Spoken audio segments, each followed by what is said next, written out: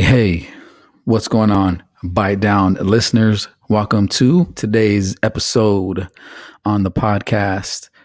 Welcome to YouTube. And man, look, we got so many things to discuss. We'll be talking about Eddie Reynoso's tweets that was out yesterday.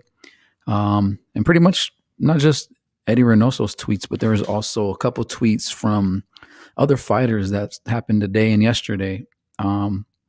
But for today's agenda or for today's episode, what we got lined up for you guys, or what I got lined up for you guys to take a look at here, is today's topics.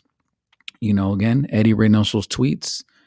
Alicia Baumgartner and Clarissa Shields also put a tweet out there. You have George Kambosos. Rollie Romero has his name cleared. Crazy. Jared Boots also tweeted today. And then also I seen that the WBA had actually cleared down to 27 champs, which is pretty good considering some of the things that has been going on with the WBA. Some pretty bad referees, some judging, and so more that the WBA has done pretty shitty. And then of course the Issac Cruz and Ryan Garcia debacle. So, let's go ahead and get right into it, man. And as you see here, Eddie Reynoso tweeted this yesterday. He stated, "Good afternoon. Regarding the next fight for Canelo, there is no negotiation with any promoter or rival or date next week. We will have something concrete and greetings." So there you have it, man. For those out there, I know many have put out YouTube episodes, podcast episodes, with this going on, with so many false statements, especially coming from Mike Coppinger, which is just pretty sad, man. He's starting to become, or he's always been known as the guy that is quick to jump to give out this false information, or I wouldn't want to say false information. I think he just wants to be the first one to go out there and say, "Hey, look, guys, here I am, Mike Coppinger. I'm an ESPN journalist for boxing. Here's my news." I truly believe that there was somebody he knew in that camp. I'm pretty sure he was told not to say anything yet. And this is what happens. He's out there telling everybody that Charlo was in talks. A Charlo fight is actually in talks for May 5th.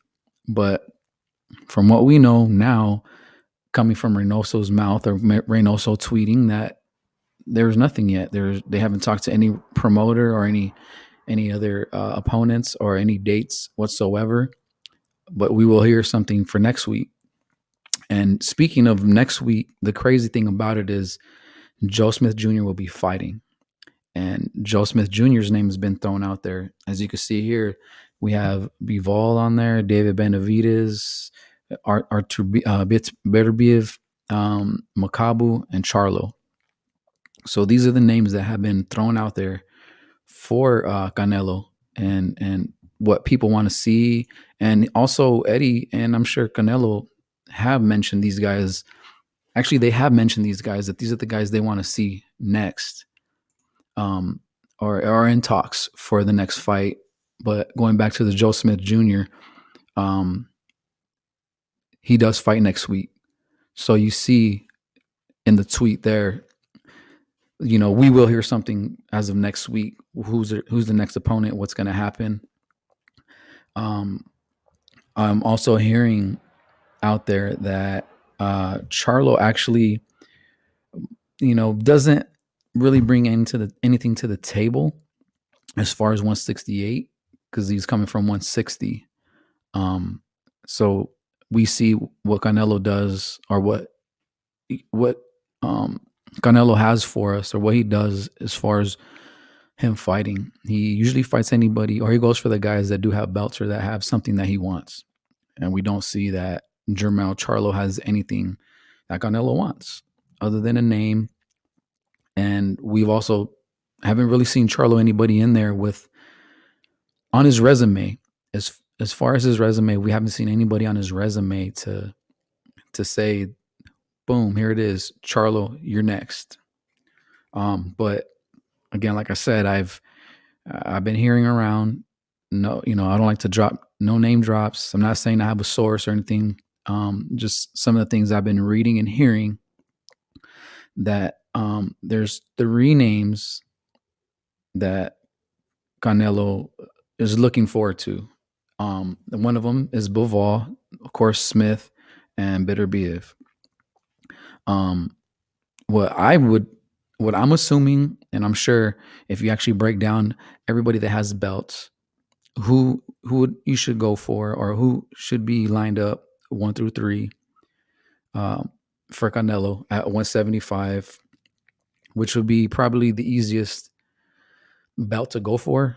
I mean, I know Makabu has a fight on the 29th. Joe Smith Jr. has a fight next weekend, but I think that the division at 175 is more reasonable. Um, just feel like that would work out better for him in back in his favor.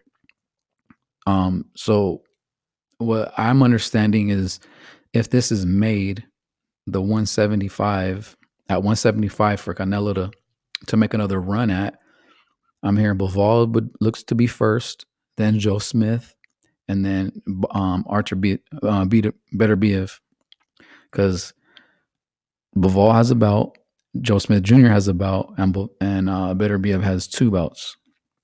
So you say Canelo. So you see, we can see that Canelo fights Bivol first, or even fights Smith first, and then vice versa. He got 2 bouts.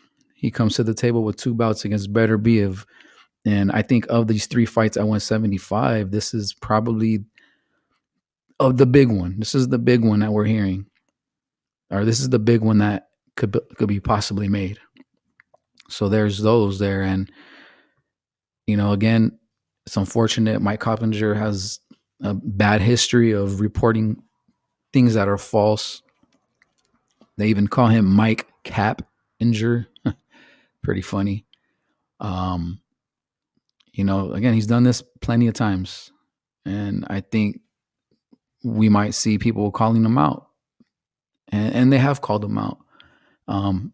His old buddy Dan Rafael, same thing. He's called him out on his BS, on him calling these fights when they're not even made, jumping the gun. Especially one of the big ones that he really messed up was the Crawford and Pacquiao, saying that it was actually set and ready to go when it was finalized, which was not. Unfortunate. But yeah, man. So, going on to the next thing here. Moving on, we see that Alicia Baumgartner tweeted today that she has a fight date to be announced. Awesome. So we'll see what happens. And then also Clarissa Shields tweeted also today, maybe a few hours ago, that Holly Holmes is looking to make a comeback. Which is very interesting to me, because we haven't seen Holly Holm fight in the UFC in quite a while, maybe a little over a year now.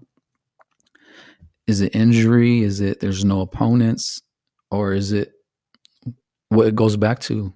What UFC and Dana White is, these fighters aren't really making any money, or they're really not getting paid. So I could see Holly Holm making another little comeback, or coming back to make to be known again, to come back into the boxing ring, which would be pretty dope. I've always thought she has some pretty good hands as far as her being in the MMA ring. She's tough, and she also been inducted into the Hall of Fame. Next, here we have it, man. Rollie Romero has been cleared, and him going here, he posted this on Instagram as it reads: after 3.5 months of my name being slandered with false accusations, having to miss out on opportunities cheated out of my dream, and out of massive amounts of wealth, the investigation and the allegation made against me has been formally closed. Charges were not filed because the allegations could not be substantiated, because, as I always stated, I am innocent. I am now the symbol of freedom, purity, and love, known as the boxer formerly known as Rollie. Now, all you hating MFs can suck my black, and a rooster down there at the bottom. So, which is interesting, man, because it did mess up. It did throw a wrench in everything for Rollie Romero. He was set to fight Gervonta Davis. Instead, they had Issac Cruz. Um, it's pretty sad, man. So here's another little thing that he tweeted. He said the continued lies from the obviously sick and obsessed person constituted libel on my name. There's no proof whatsoever to her claim now and then, and she wants to continue the tension from her attachment to my name. She will no longer be part of my story, which is good to hear. And I don't like to point fingers and say that Rollie Romero is a bad person. That Rollie Romero did it, but as far as we know, in the court of law, everybody has their date, and he has been cleared. But which brings up to the next interesting thing is what is next for Rollie? I mean, do we see that fight actually happen? Do we actually see him fight Gervonta Davis? I mean, I know Rollie Romero and Ryan Garcia have some history going back a few years back. They've even had run-ins at fights ringside where Romero was calling them out, and Ryan Garcia walking away. But in these sparring matches, again, you can't really say in sparring matches that one person is better than the other because it's practice. That's what it is. But if you watch the video, you definitely see Rollie Romero handling his and handling Ryan Garcia. I mean, that would be a fight that would be pretty cool, especially right now since Ryan Garcia and Issac Cruz can't really come to terms yet and can't really come to an agreement. Them two going back and forth. So I could see maybe even Issac Cruz versus Rollie, or even Ryan Garcia versus Rollie Romero, which would be wouldn't be a bad fight. Especially if he wants to make a splash in that division at 135. So, and going on to the next thing here, we got Boots and Jared Ennis. Tweets, miles in the bag, fight date on the way. I should know by the end of the week. Stay tuned. So, who is there for Jared Ennis to fight? So you look here on the list, you have the WBO, the IBF, the WBA, and the WBC. The WBO, he's ranked number 2. But Virgil Ortiz and Michael McKinson actually have a date for April. They will be fighting one and number 3. You go to the IBF, he's ranked number 3. You go to the WBA, he's ranked number 3. You go to the WBC, he's ranked number 3 as well. I mean, who is there? There's so many names that you can see here. There's 1 through 9, or at least, there that you could see. You look at WBA, Mario Barrios has a fight at 147 against Keith Thurman. Danny Garcia possibly could be going up to 154. Sender Martinez, don't have a name yet. He just fought Mikey Garcia. Conor Benn just fought. So when you look at this, and same thing with Josecito Lopez, he's got a fight coming up as well. He's fighting on the Keith Thurman and Mario Barrios undercard. But when you look at this, I mean, it's really hard to really say because he can pick anybody in this division and would give anybody problems. If I look at the WBO side, there's a name that sticks out to me. And pretty much in all 3 of the major bouts, David Avanesian for some reason just sticks out to me like a sore thumb of who he could be possibly facing next. Or it could be the name that is put out there. So I could definitely see that name. I could we can even possibly see an Abel Ramos, or even in the number one in the WBA, Stanionis. Man, that would be absolutely crazy. That would be absolutely crazy for Jared Ennis' next fight. In the same with if he was to fight David Avanesian. So moving along here, as you see, as of today's date, World Boxing Association reduces titles by over half, down to 27 champions.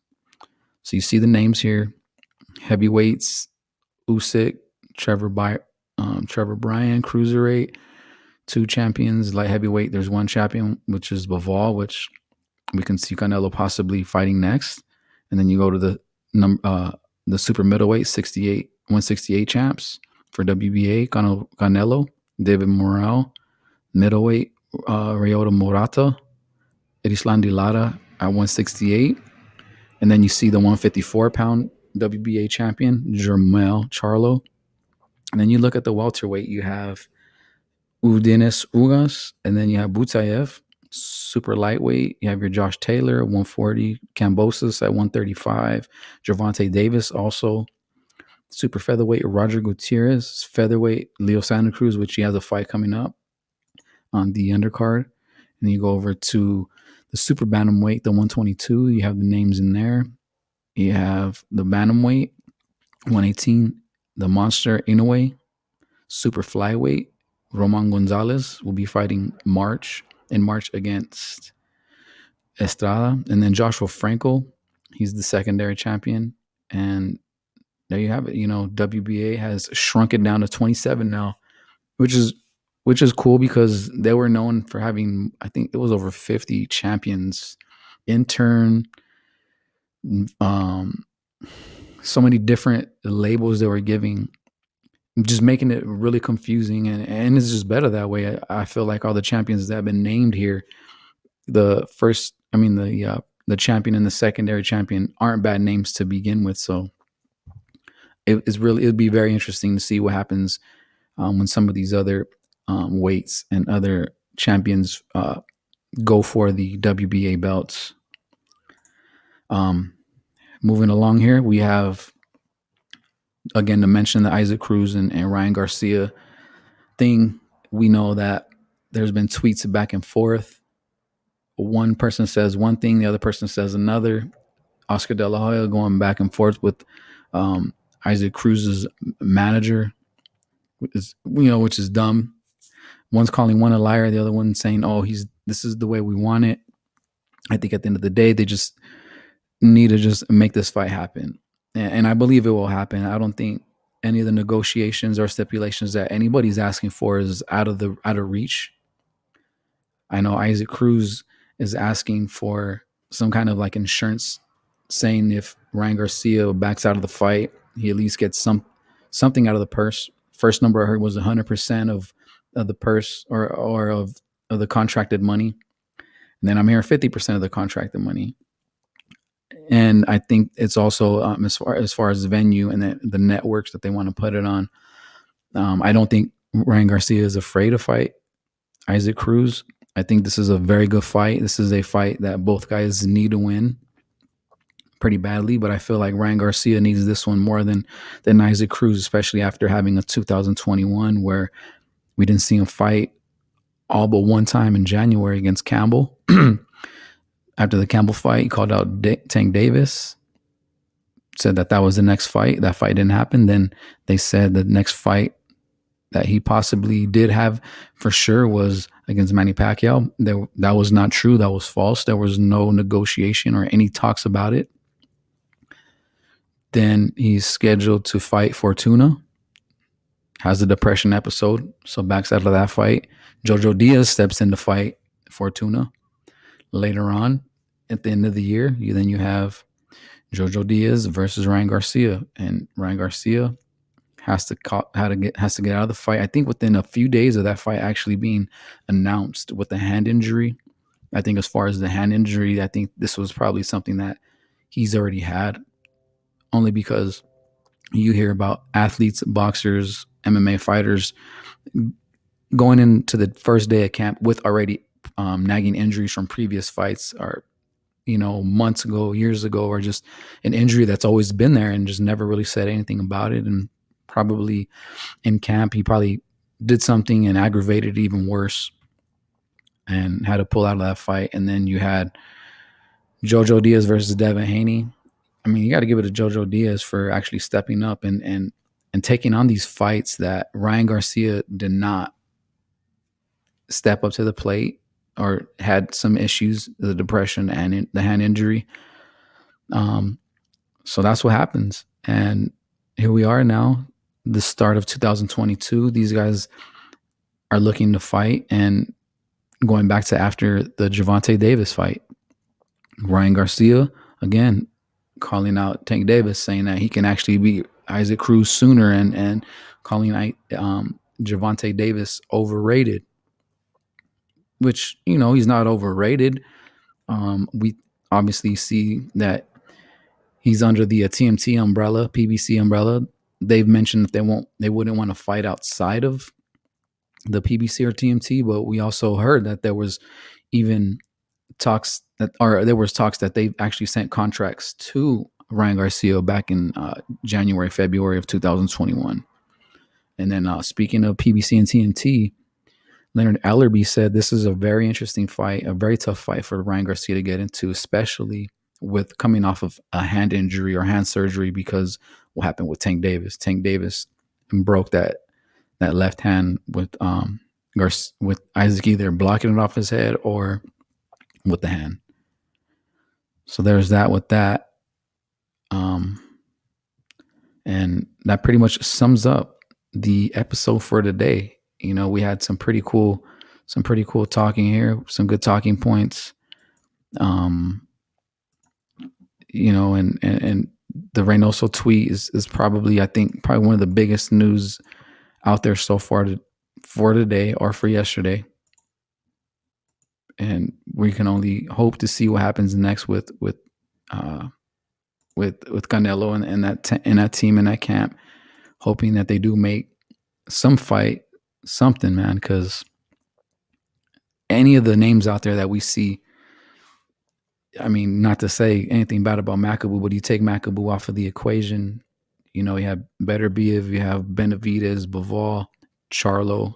Maybe even Charlo's name would probably be out of there too, because supposedly they're mentioning that Charlo really doesn't bring anything to the table. So then you mark him off of there. You take him off that list. So you take Makabu off the list. You take Charlo off the list. And now all you have is Bivol, Benavidez, and Joe Smith Jr. Amazing stuff. Amazing stuff. So guys, as always, you know, like, subscribe, share the channel. So we're only going up from here. And everybody, enjoy your day.